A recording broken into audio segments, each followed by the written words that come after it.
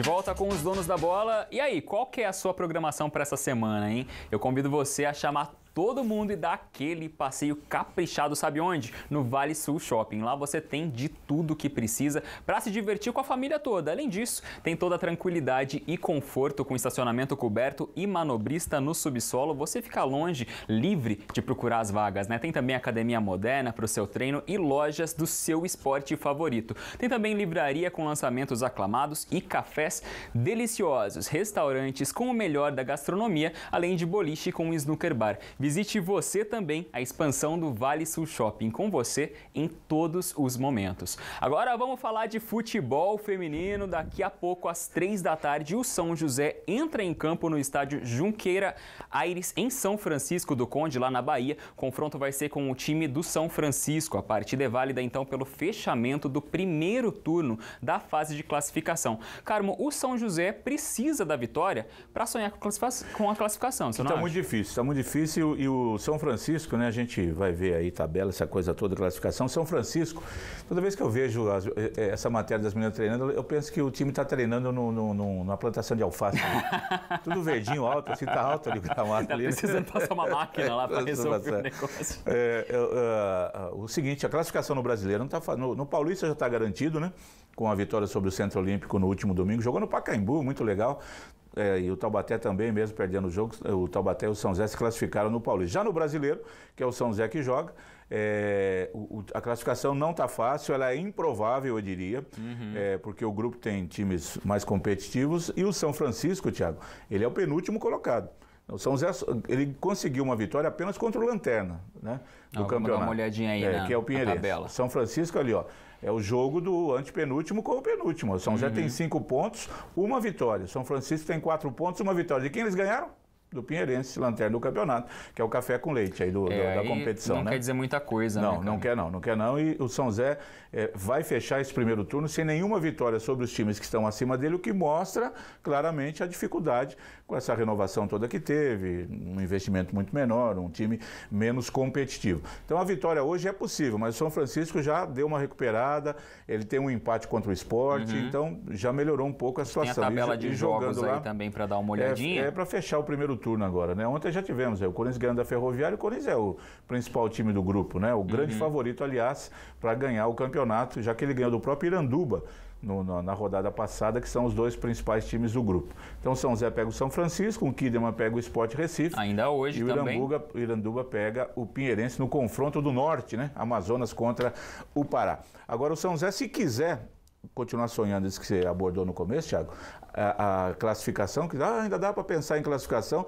tem que ganhar hoje. Se não vencer hoje, o empate é trágico, a derrota é para desanimar mesmo. O cenário é difícil, mas não é impossível. Não, dá para ganhar. Pois é, falando agora do Esporte Clube Taubaté, o Burrão fez algumas contratações aí para encorpar o time sub-20 que vai disputar a Copa Paulista desse ano. Vamos conferir as novidades no elenco taubatiano. E o Taubaté segue treinando aos comandos do técnico Marcelo Martelotti com o elenco sub-20 visando a estreia na Copa Paulista em 4 de agosto. Em meio aos garotos, alguns atletas mais experientes foram recontratados, como o zagueiro Donato, de 24 anos, que veio do Atlético Mineiro, o lateral direito Jean, de 24, o experiente meia Guaru, de 37, além do volante Everton, de 26 anos, que participou de 13 dos 15 jogos do time na última Série A2. As novidades ficam por conta do atacante Eduardo, de 23 anos e 1,91 m de altura. Esse ano ele estava no Luverdense, porém no ano passado, jogando pelo Santa Maria do Rio Grande do Sul, marcou 9 gols em 14 jogos no Gauchão. Além deles, firmaram vínculos com o Burrão o zagueiro Cezinha, de 31 anos, campeão da Copa do Brasil com o Vasco da Gama em 2011, e o experiente volante Moradei, de 33, campeão brasileiro com o Corinthians.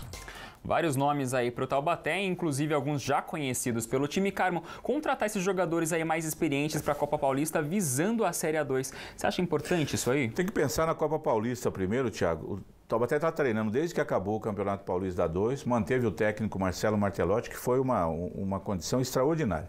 E aí pegou a garotada. O Taubaté nem entrou no Campeonato Paulista Sub-20 porque pegou os garotos de lá e os garotos estão treinando com o Marcelo Martelotti. Jogar só com os garotos, lógico, a diretoria sabe que o time não ia conseguir nada. Aí precisava reforçar o time com jogadores mais conhecidos aí que a gente viu, o Moradei de volta, o Guaru já bem veterano, que já atuou. Bom, a maioria aí já conhece o próprio Taubaté. O Cezinha, citado aí, até que foi campeão com o Vasco da Gama na Copa do Brasil de 2011, né? Quando o Vasco foi o campeão, o Fernando Praz estava lá no gol. É aquele jogador que atuou no Santo André, surgiu no Santo André, na final contra o Santos em 2010, num time do Santo André extraordinário, né? Que depois do Sérgio Soares, que vários jogadores foram aí para outros lugares do Brasil, o Rodriguinho, o Cicinho, o Branquinho, vários jogadores que apareceram no futebol. O Cezinha, ele deixou de ser profissional, inclusive a gente fez uma matéria com ele no antigo Band Vale Esportes, quando ele estava jogando no futebol amador de São José, no Primavera, tinha abandonado o profissional, não queria mais, tinha tido algumas desilusões, depois voltou para o Paraná, jogar no Paraná, e agora tem essa chance de novo no Taubaté, já mais rodado, com uma experiência, uma boa sorte para ele, tomara que dê certo. O Taubaté tem que jogar, não é só pensar na 2 já do ano que vem, acho que primeiro tem que entrar na Copa Paulista, fazer um trabalho, Thiago, que ele nunca fez. O Taubaté sempre entrou na Copa Paulista apenas como participante, mero participante. Esse ano, por aquilo que a gente está vendo, o Taubaté quer entrar como protagonista. Sim. Fazer uma boa competição, pensando em chegar mais adiante. A gente tem aqui a tabela, então, só para o torcedor já ir se familiarizando com ela, né? Que é só em agosto, a estreia na Copa Paulista, mas já dá para ter uma noção. A estreia em 4 de agosto, né, cara? No sábado. São 8 times do grupo, você faz turno e retorno, 14 jogos, classificam-se os 4 primeiros, e aí vamos ter. O Taubaté, por exemplo, você olha o lado da torcida aqui, nem na Série A2 esse ano estava muito confiante, compareceu pouco no estádio, na Copa Paulista, a média despenca. Então, o time tem que levar o torcedor para o estádio, o time tem que fazer uma boa campanha para o torcedor olhar e falar, poxa, só falam bem, o time está ganhando, começa a ir, jogando então... fora de casa, né, mas cara? aí se você vai e ganha o jogo lá do São Bernardo, que é um time de Série A2, você já vem... adversário de conhecimento do Taubaté, você já vem para o primeiro jogo em casa mais animado, né? Vamos esperar, tem que esperar aí os resultados, a gente aguarda. Vamos aguardar então para a retomada do Burrão aí na Copa Paulista, né? E no próximo bloco tem o quadro Mundão do Esporte Especial Mundial da Rússia. Vamos falar dele, é claro, Cristiano Ronaldo. Até já!